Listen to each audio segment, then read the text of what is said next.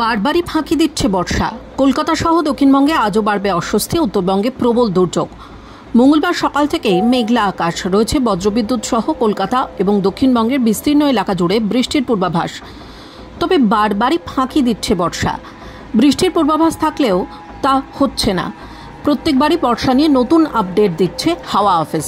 সেই মতো আজও কলকাতা সহ দক্ষিণবঙ্গে বজ্রবিদ্যুৎ সহ বৃষ্টির পূর্বাভাস রয়েছে, সঙ্গে ঝোড়ো হাওয়া। তবে বৃষ্টি হলেও দক্ষিণবঙ্গে এখনও পুরোপুরি বর্ষা টুকতে আরও ৩-৪ দিন দেরি লাগবে বলেই জানিয়েছে আলিপুর আবহাওয়া দফতর। গত শুক্রবার আলিপুর আবহাওয়া দফতরের পূর্বাভাস অনুযায়ী মঙ্গল কিংবা বুধে বর্ষা ঢুকে যাওয়ার কথা। তবে সোমবার ফের বর্ষা নিয়ে বড় আপডেট দিল আলিপুর আবহাওয়া দফতর।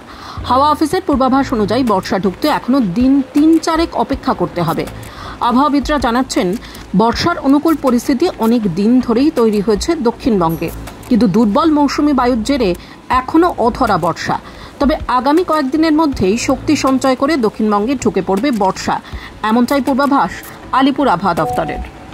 আজ আলিপুর হাওয়া অফিসের পূর্বাভাস অনুযায়ী দিনের সর্বোচ্চ তাপমাত্রা থাকবে 36.2 ডিগ্রি সেলসিয়াস, যা স্বাভাবিকের চেয়ে 2.4 ডিগ্রি বেশি।